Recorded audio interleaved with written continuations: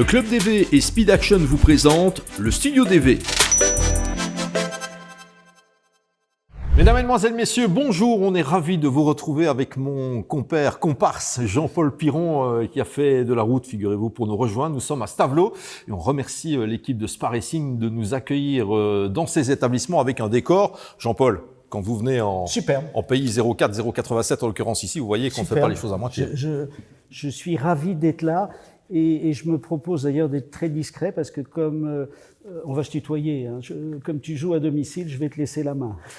Et me laisser la balle pour commencer. Voilà. Avec les deux invités de cet épisode numéro 3 de cette saison 2022 du Studio DV, eh bien là on est full actu et full rallye aujourd'hui, ça nous fait bien plaisir. Gino Bux, Nicolas Gilsoul, bonjour messieurs. Bonjour Vincent. Bonjour. Avec de la vraie info vous concernant le retour dans la catégorie Rennes de Gino Bux et puis le retour tout court de Nicolas Gilsoul. On va prendre les choses une par une. Gino, il y a eu une première partie de carrière et puis il n'y a plus rien eu.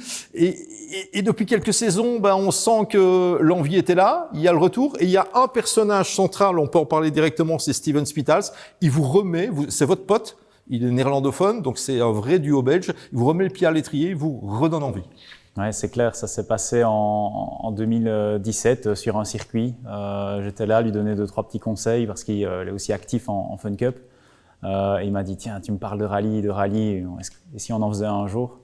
Et de là, on est parti au Legend Book de Bastogne, dans une escorte MK2, avec voilà un résultat qui n'était qu'anecdotique, mais en tout cas, on avait pris beaucoup de plaisir. Je lui ai fait découvrir ça, et puis de là, il a acheté une autre historique, on a commencé à rouler avec, et puis ensuite, il a acheté la Peugeot avec laquelle j'ai roulé l'année passée. Donc, on a vraiment vécu de très très beaux moments et c'est grâce à lui que j'ai recommencé parce que sinon je prenais une autre direction dans le monde automobile. La passion, toujours la passion. Ah, une question de passion dans son cas. Quand on vous a vu avec cette escorte MK2 puis la MK1 à de nombreuses reprises, on se dit tiens, Gino Bux n'a pas tout à fait perdu son coup de volant. Non, et puis voilà, moi, j'aime bien pouvoir toucher, justement, on parle de passion, à des voitures très différentes. J'ai souvent été voir des rallyes historiques en plus des rallyes modernes. Donc à un moment donné, je me suis dit tiens, derrière le volant de ce genre de machine qui faisait les belles heures du rallye à l'époque, pouvoir faire de grands travers et faire plaisir au public, se faire plaisir aussi. Donc à Steven et à moi, c'était mon objectif principal. Et puis, bon, on a eu quelques petits déboires mécaniques, mais sinon, ça se passait toujours super bien. On a eu d'excellents retours et ça nous a donné envie de faire plus. Là, surtout, l'excellent retour. Ça y est, c'est le retour avec une belle auto, avec un équipier merveilleux. Nicolas, la dernière fois qu'on s'est vu, c'était à Bruxelles il y a 2 ans, parce qu'on a tous galéré. C'était au rallye Télévis, si je me voilà, souviens bien. Tu roulais pour la bonne cause, pour la recherche contre le cancer. Tout à fait. Ça me tenait à cœur, mais là, les intimes savent que ça me tient encore plus à cœur. On t'attend d'ailleurs cette année. Et donc, ça se passe comment de démarrer tous les deux comment ça s'est fait naturellement, j'ai compris, mais... par rapport à le fait de notre mise en contact. Oui, en fait, après le rallye de Ypres, je pense que Gino s'est excessivement bien amusé dans l'Alpine avec André Lay et ça lui a donné un petit goût de trop peu. Et donc, l'idée lui a germé dans la tête d'envisager d'autres participations, notamment le championnat RGT, qui est un championnat sur 5 ou 6 épreuves de mémoire, qui reprend des épreuves vraiment typées pour une GT.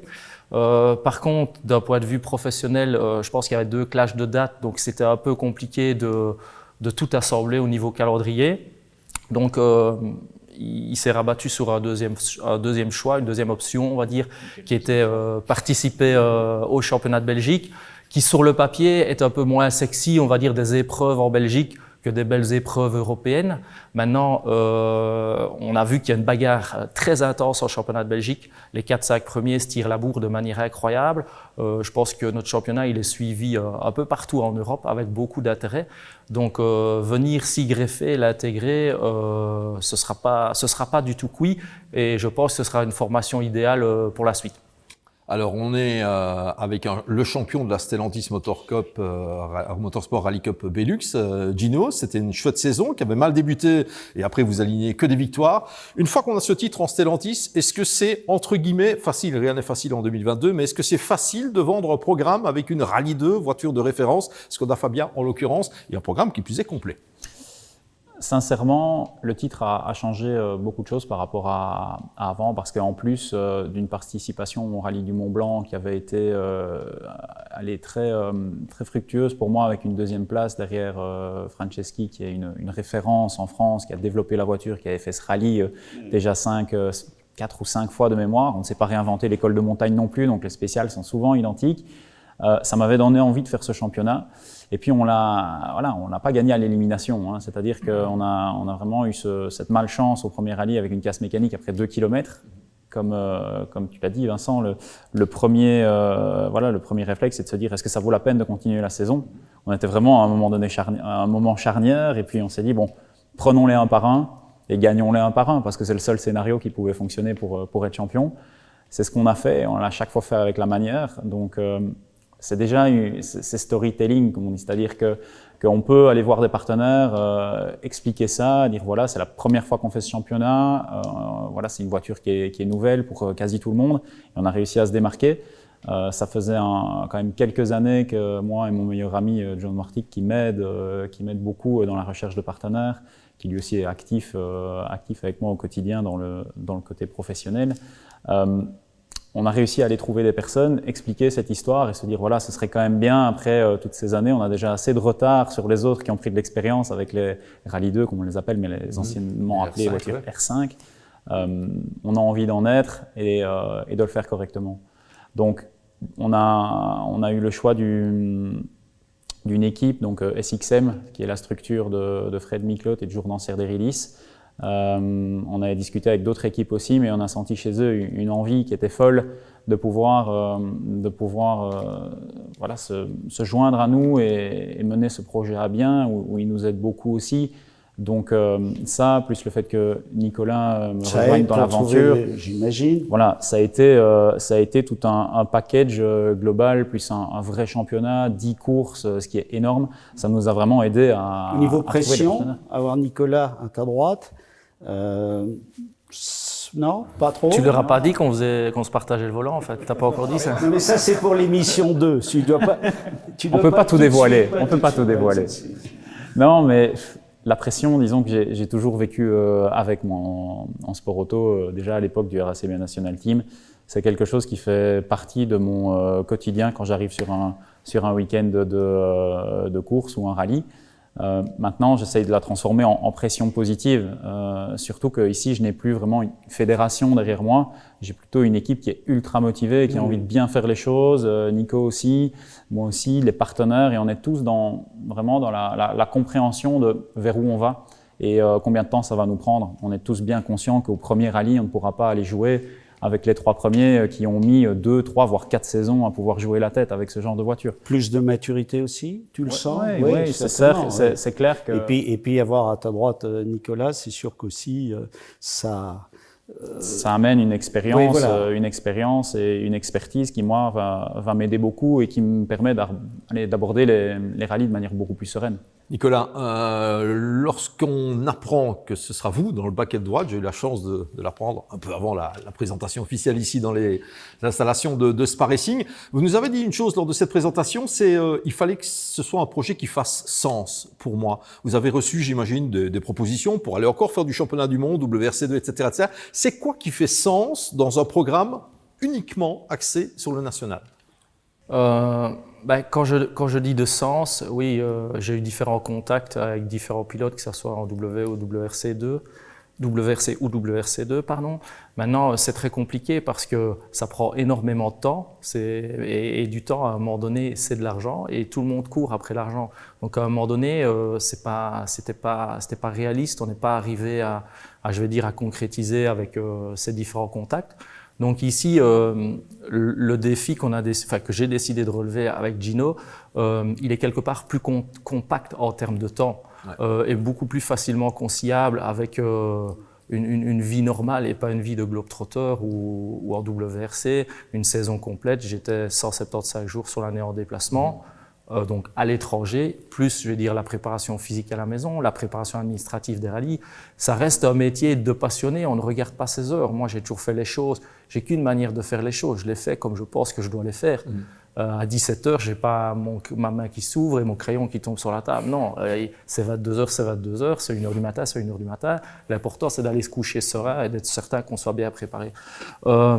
Donc, le championnat, en fait, il avait peu d'importance. C'était le fait que le profil de Gino en termes de pointe de vitesse, c'était une première chose. La manière, enfin, je ne vais pas spécialement les mettre dans l'ordre, mais je dirais la manière dont il présente, il s'exprime bien, il a une vision, il sait ce qu'il veut, il communique bien. Enfin, ça reste un package global. Je ne vais pas refaire le passé, mais je pense que si je résume les choses, c'est qu'il faut une dizaine de qualités pour aller au top, ou en tout cas le plus loin possible. Être un excellent pilote n'est pas suffisant, il en faut d'autres pour ponctuer autour. Et je trouve son profil très intéressant et relativement complet. Et il a fait déjà différents coups d'éclat donc ces dernières années. Tout où il passe, il laisse une trace, j'ai envie de dire. Donc je me dis, ah ouais, en plus on s'entend super bien, j'ai un bon feeling. Je vais pas dire c'est simple, mais la relation est saine, on se comprend quand on se parle, on se dit les choses, c'est transparent. Donc tous les ingrédients étaient réunis sur le papier, c'est en accord avec comment je vois la vie maintenant. Les objectifs sont les mêmes. Donc c'est ça quand je dis de sens, tu vois. Oui, c'est ça, exactement. C'est un mot qui a justement tout son sens, comme tu l'expliques. Vous avez les mêmes objectifs. Est-ce qu'on peut dire que cette partie WRC, 175 jours par an à l'étranger, tout ce que ça importe, c'est du passé maintenant? Vous souhaitez vivre autre chose? Non, pas forcément. Oui, je souhaite, en tout cas, avec Ginobus, c'est clairement en accord avec mes valeurs aujourd'hui. Maintenant, il est bien évident que quand dans une semaine, quelqu'un me téléphone, je ne vais pas lui raccrocher au nez, je vais écouter ce qu'il a à me dire, je vais faire la même démarche. Qui est-ce, qu'est-ce qu'il propose, combien de temps est-ce que ça prend, est-ce que c'est en accord avec les engagements que j'ai déjà, est-ce que c'est une réalité, est-ce que quand je mets la feuille avec les deux colonnes, est-ce qu'il y a plus de moins, enfin, je ne peux pas répondre, c'est tellement complexe, mais oui, j'écouterai et non, je n'ai pas fermé la porte. Ici, on va faire des rallyes, par exemple, où je ne vais pas dire que je n'aurai jamais chaud dans la voiture, mais en Belgique, il ne fait pas très chaud, les spéciales sont pas très longues. Mais je lui ai dit, je serai revenu à mon poids de forme, je m'entraîne, je fais des trucs pires qu'avant parce que j'aime faire les choses intensément et que c'est comme ça que j'ai envie de les faire. Voilà. Est-ce que vous n'avez pas fait beaucoup d'essais ensemble, vous avez pas encore, beaucoup, non. Voilà.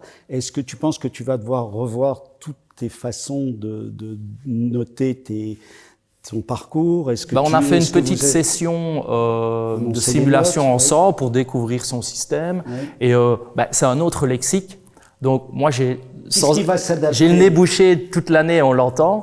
Et il y a une ou deux notes j'ai identifiées où je pourrais entre guillemets fourcher. Et je me dis ah tiens, c'est une note que j'ai jamais eu l'habitude de dire. Et dans la vitesse, etc. Si je ne fais pas très attention à celle-là, je vais déraper une fois sur deux.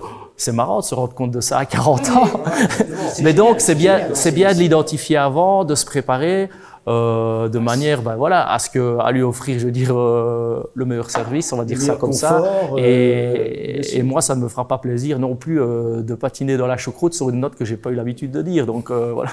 Sympa, intéressant.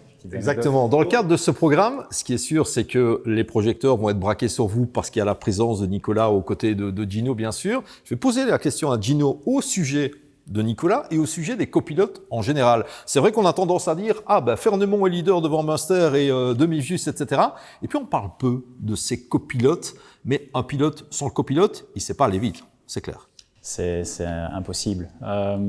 C'est quelque chose que j'ai tout de suite identifié à mon premier rallye avec Steven, où j'avais l'habitude de rouler avec mon ancien copilote Eric Bourguet, qui avait 10 ans d'expérience. On est totalement perdu, on a l'impression de rouler avec deux mains devant les yeux, même si on pourrait se dire, tiens, tu pourrais rouler au visuel.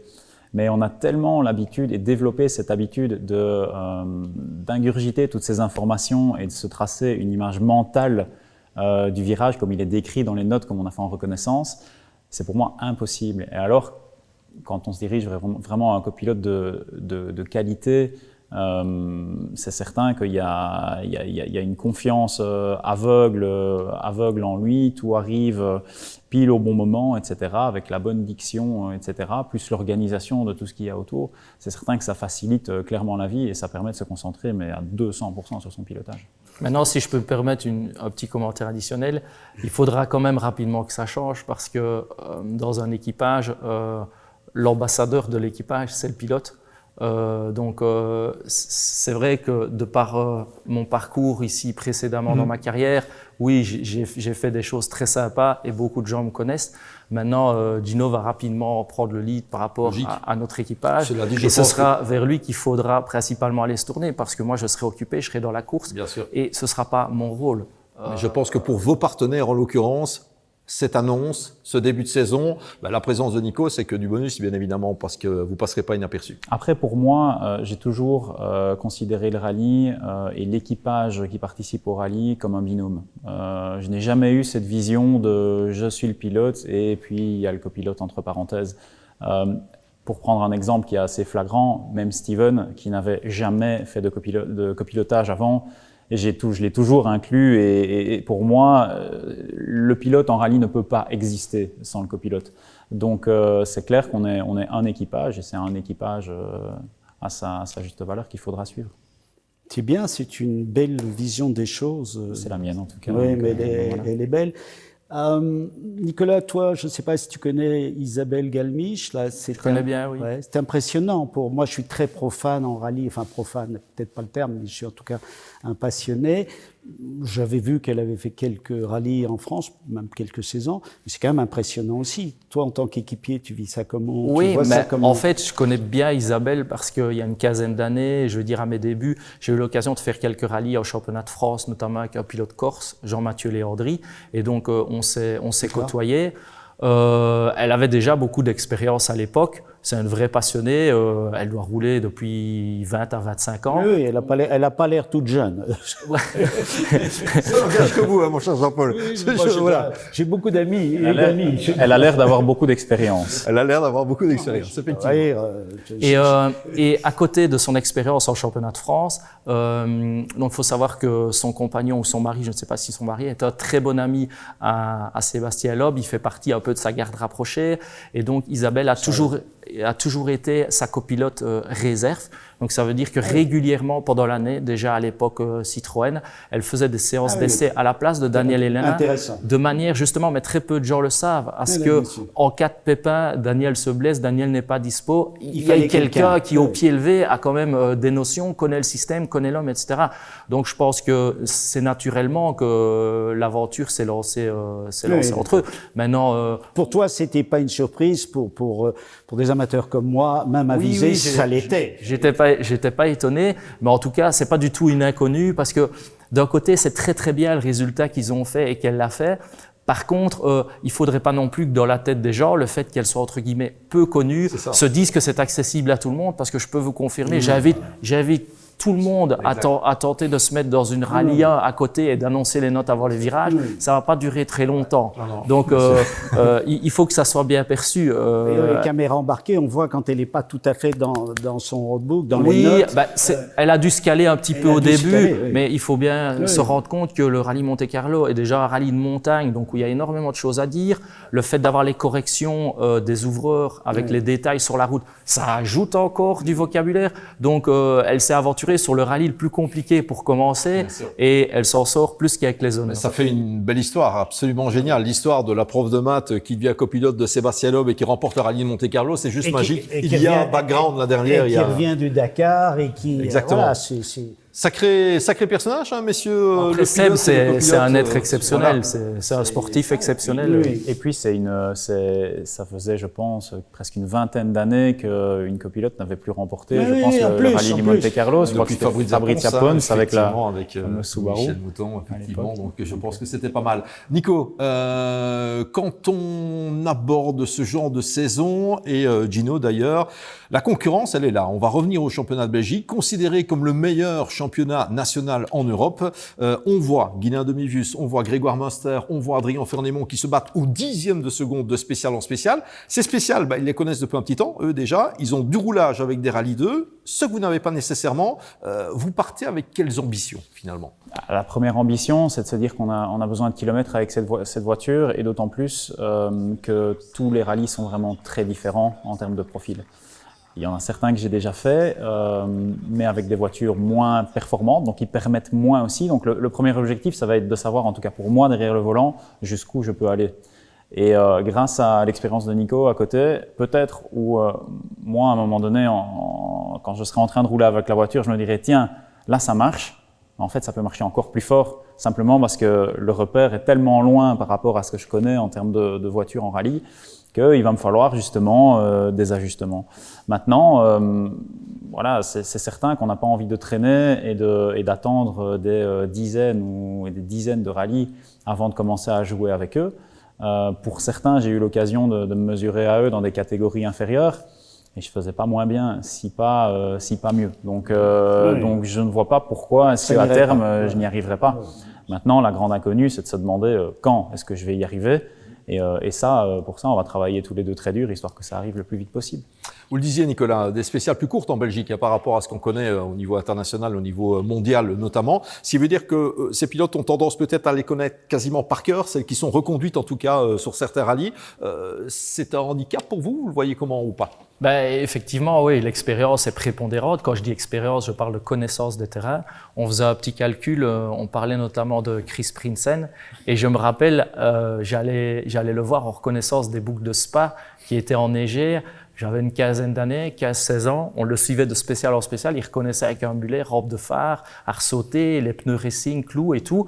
Et il faisait déjà des reconnaissances, et c'est il y a 25 ans. Et il a roulé quasiment chaque année, on est 25 ans plus tard. Donc incontestablement, quand on se mesure à des gens comme ça, sans le vouloir, ils ont une expérience, ils ont assimilé. C'est beaucoup plus facile que pour quelqu'un qui débarque.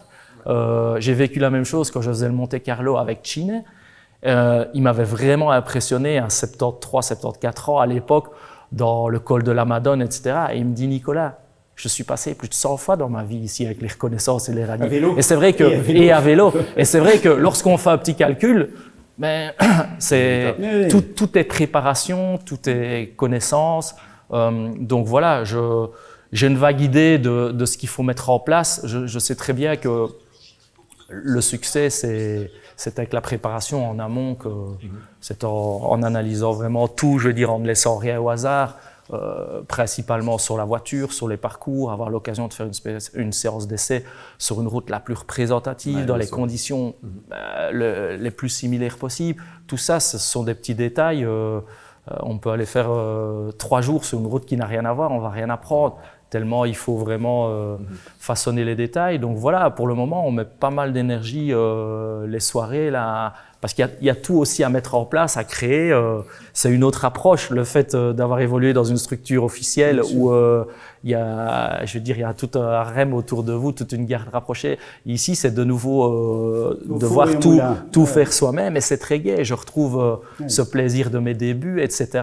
Et comme j'ai de toute façon assez bien de mal à faire confiance et à déléguer, j'aime bien quand même être sûr que ça soit fait comme j'ai envie. Donc voilà, beaucoup d'énergie mise là-dedans, mais je pense que c'est important. C'est important d'être le plus efficace possible dès le début, et puis après, tout va s'enchaîner normalement avec le reste en cours d'année. Effectivement. On parlait, Jean-Paul, tout à l'heure avec Nico de Chris Prinsen, qui arrive en fin de carrière, le garçon, logique. Hein, c'est un exemple parmi tant d'autres, attention. Ça veut dire qu'il y a cette nouvelle génération, représentée par Adrien, Guylain, Grégoire et tous les autres, et Gino Bux maintenant. Ça, on a tendance à dire en Belgique, le rallye, c'était Duet, Drogman, Sneijers, et compagnie. On est passé à autre chose. Et cette génération-ci, on a l'impression que c'est du lourd. Gino, vous confirmez? Vous parlez de Patrick Sneijers. Il a lui-même fait l'expérience du championnat de Belgique avec une Polo R5. On ne peut pas dire qu'il ait écrasé la concurrence, malgré son grand nom dans le championnat. Exact. Et malgré son expérience des rallyes aussi. C'est certain qu'il y a une nouvelle génération qui arrive, à laquelle j'essaye de m'accrocher et faire partie.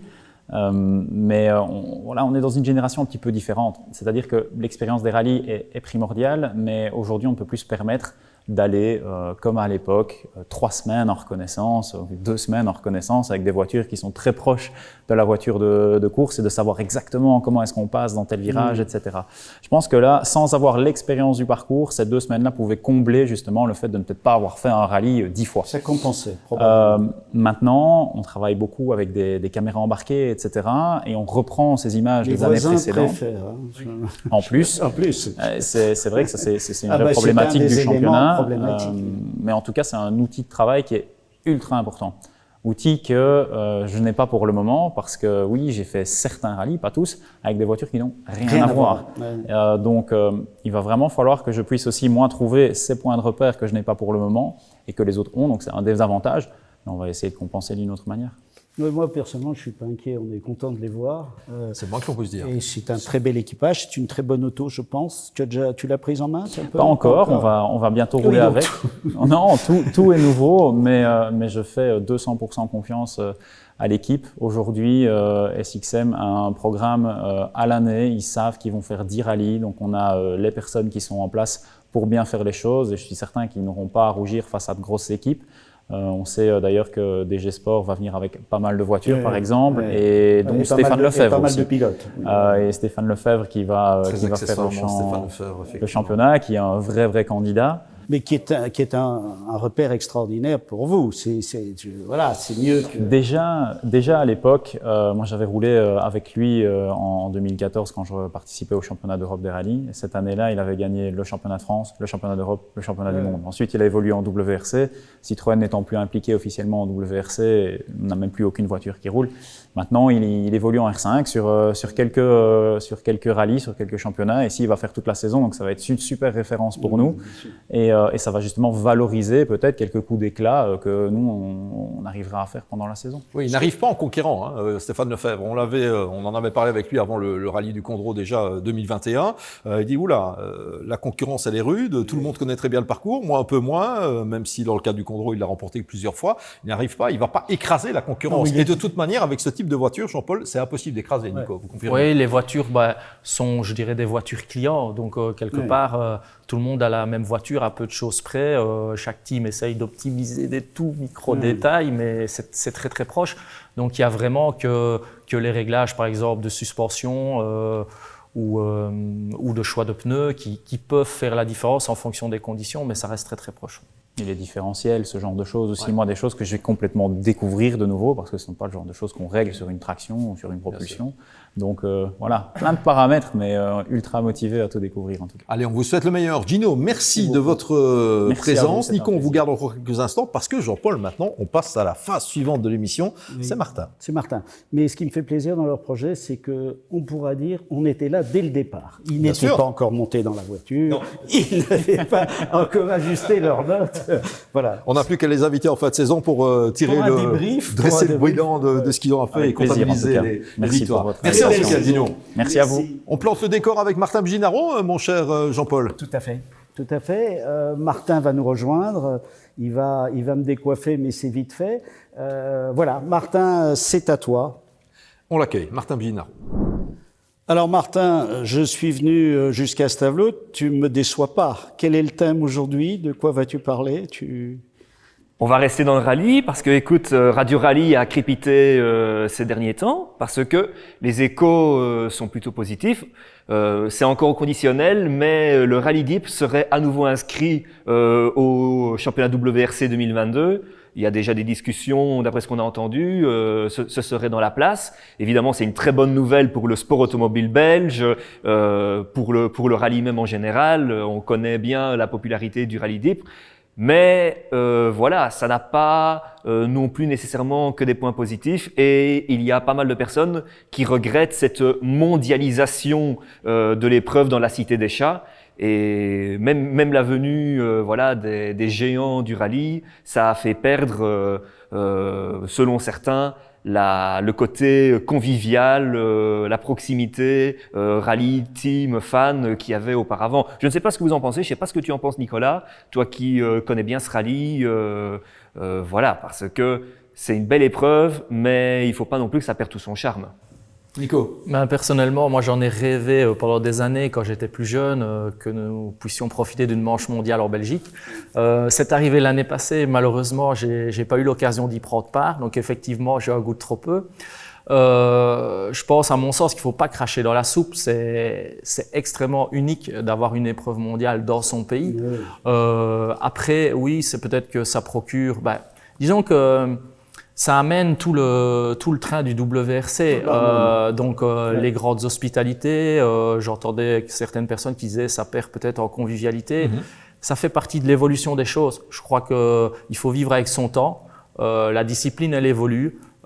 Il est clair qu'une épreuve WRC, c'est pas une épreuve nationale, mais malgré tout, moi en tout cas, tous les amis autour de moi, ils étaient absolument en folie, emballés. Ils ont tout fait pour m'emmener avec eux. J'étais pas encore dans un mode suffisamment, je vais dire, top que pour participer à la fête comme eux.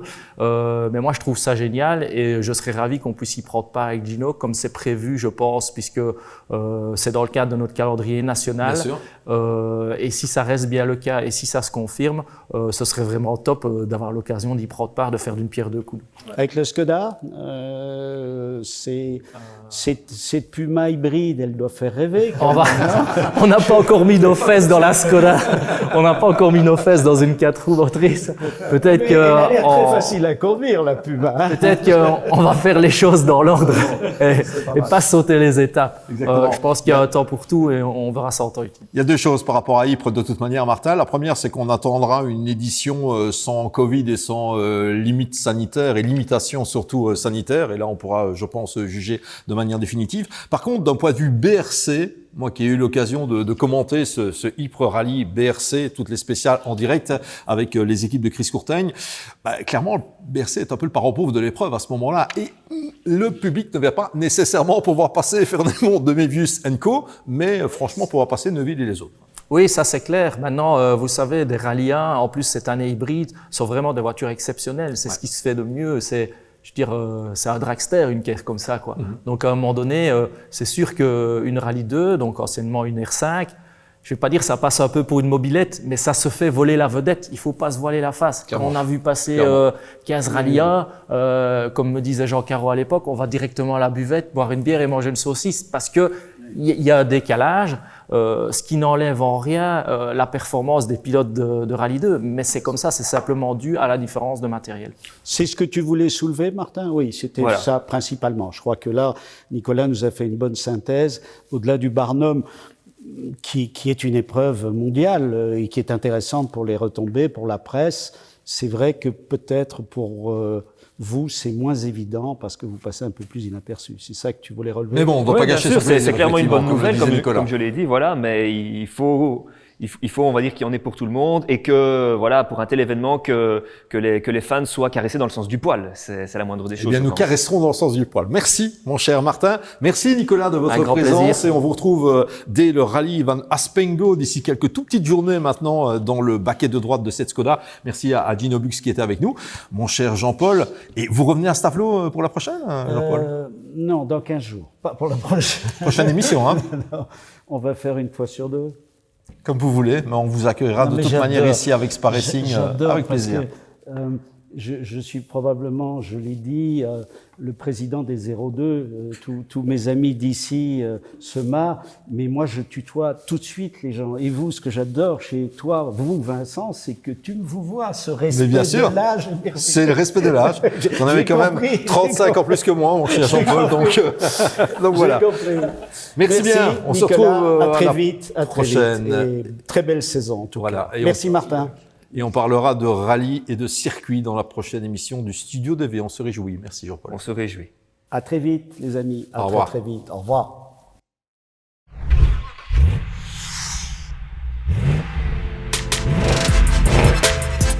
Le Club DV et Speed Action vous ont présenté le Studio DV.